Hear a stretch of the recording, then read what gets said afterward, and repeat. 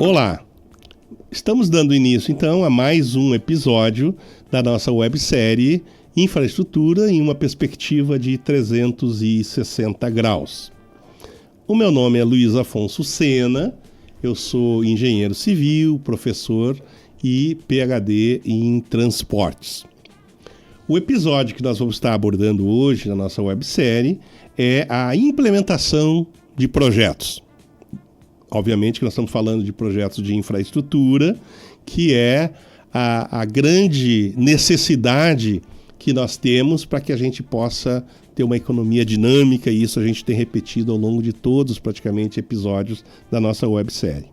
E dentro deste contexto de fazer as coisas acontecerem, que é a implementação de projetos, nós temos uma questão que é super importante, já de largada, e que eu vou chamar já então uma imagem para colocar para vocês. Então, olhem esta imagem. Esta imagem ela é extremamente emblemática e eu gosto muito dela, né? Na verdade, nós estamos falando aqui em inovação e a complexidade que tem quando a gente inova. Então, a primeira foto, a primeira imagem que a gente tem aqui é de um executivo da Motorola, que era a empresa que foi uma das que se destacou lá no início da telefonia celular, né? Telefonia móvel celular. Então o executivo estava lá em Nova York, em 1973, desfilando com a grande sensação do momento, que era o telefone celular. Agora, pessoal, deem uma olhadinha no tamanho do celular comparado com os que nós temos hoje, né? Então, olhem como a tecnologia ela evolui e quão rápidas as coisas vão acontecendo ao longo do tempo. E a segunda parte aqui da nossa imagem, né, ela é muito interessante.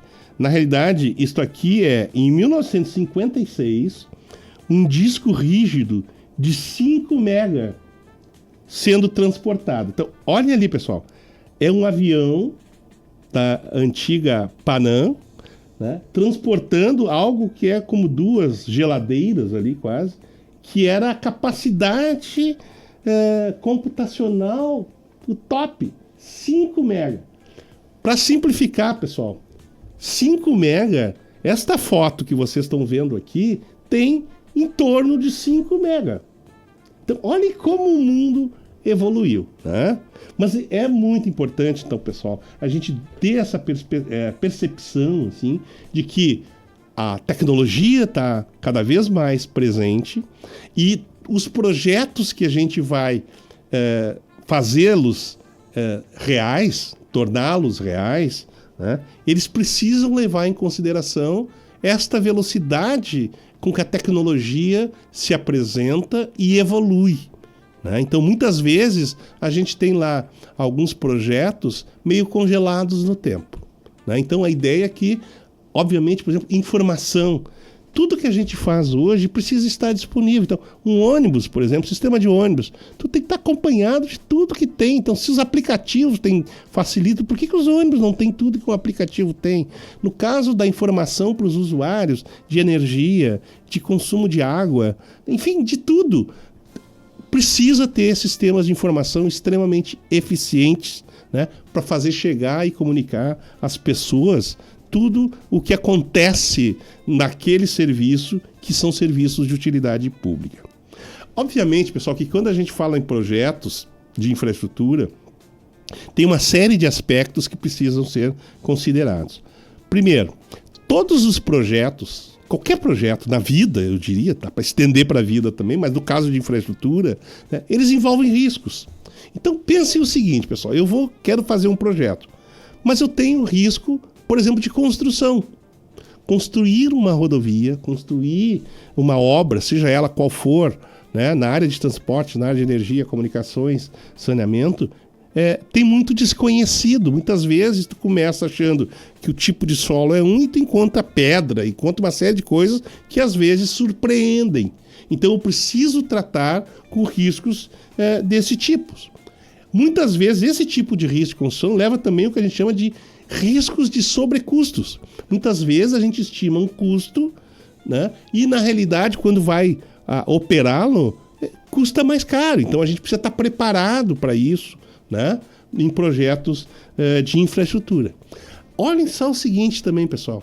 Quando a gente está fazendo projetos de infraestrutura, muitas vezes, e a gente já comentou isso e vai comentar em outros episódios também da nossa websérie, eles envolvem arranjos financeiros, né, que muitas vezes, por exemplo, pega empréstimos ou pega um tipo de financiamentos em moeda estrangeira.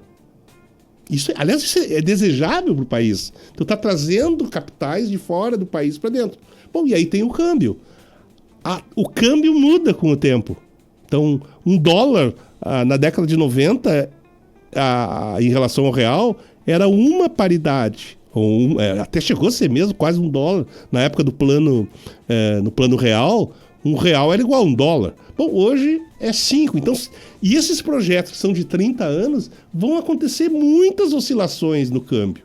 Então, a gente precisa estar preparado para esse tipo de oscilações que naturalmente acontecem num projeto de longa duração.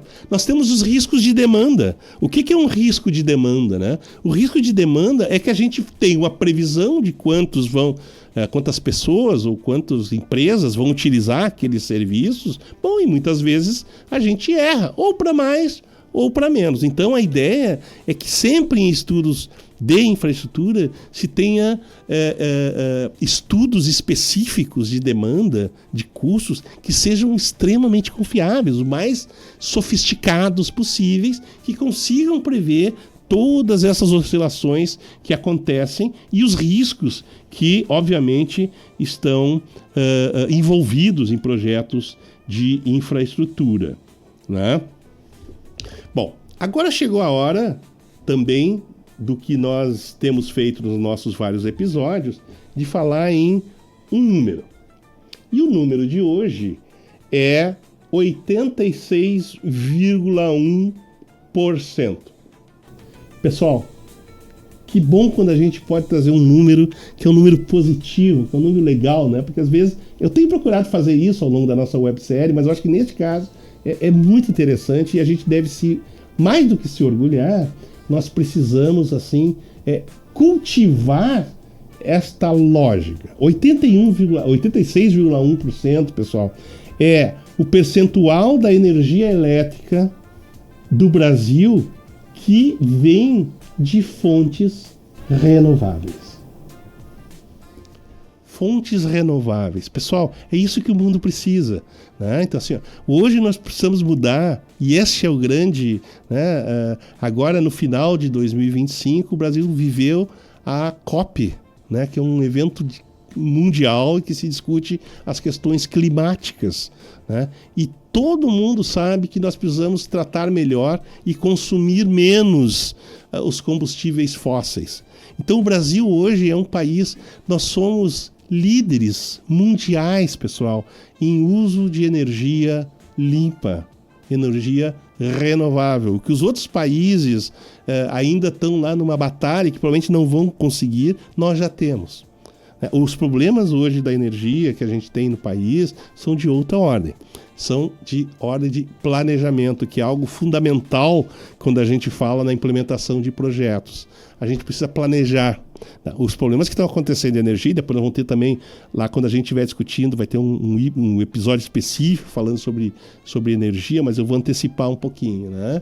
Então, é o seguinte, o problema que a gente está tendo hoje no país em relação à energia é que a gente começou a abrir várias frentes de fontes de energia renovável. Bom, beleza, que bacana. Só que quando a gente não planeja, independente do motivo, depois dá até para falar sobre isso, né? A gente acabou tendo agora, olha que paradoxo, uma super oferta de energia, né? Advinda fundamentalmente de duas fontes, a eólica, mas principalmente a solar. Então, às vezes, as pessoas assim, puxa, mas como é que alguém vai estar dizendo que solar é bom? A gente só tem que lembrar que de noite não tem sol. Né? Até tem, mas não desse lado do planeta de noite. Então significa o quê? Este excesso de energia, então a energia que se tem é para uma hora que não necessariamente é o pico da demanda. Então acontece um problema que é quase um paradoxo.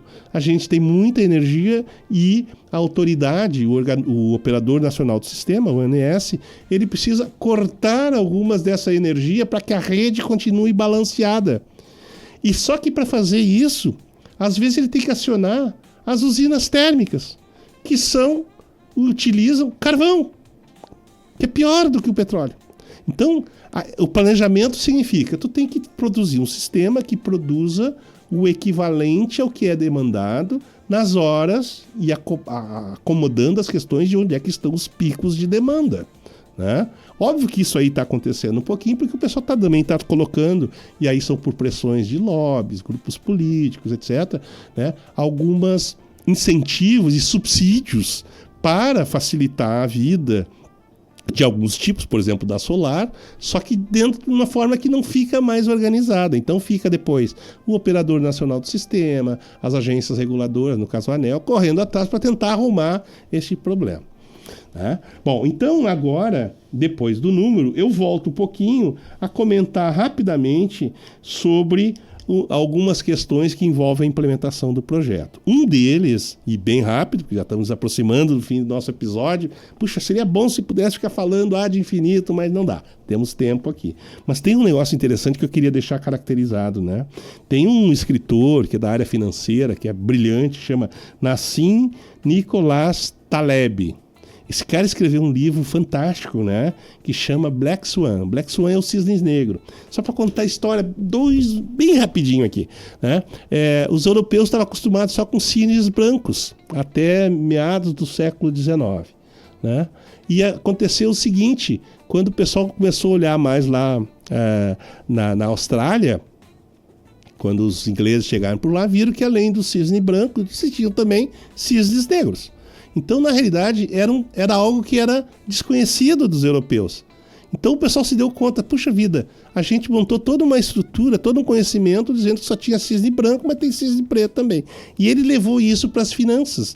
E ele diz o seguinte, que a gente consegue prever bem tudo que é óbvio. Mas quando acontecem eventos que não estão dentro daquele nosso padrão, a gente não consegue. Então as grandes crises da Bolsa e uma série de outros eventos, talvez até os próprios climáticos, a gente só prevê o que não precisaria ser previsto, porque a gente já sabe, né? E os grandes desafios no mundo corporativo, no mundo das empresas e, por consequência, no mundo da infraestrutura, é prever a exceção. E é muito legal este impacto que causado e analisar e considerar essas questões, porque isto faz parte fundamental de quando a gente trabalha com longos prazos, como é o caso, por exemplo, de projetos de infraestrutura, megaprojetos. E para finalizar o nosso programa, fica então a dica, que também é uma das marcas registradas da nossa websérie.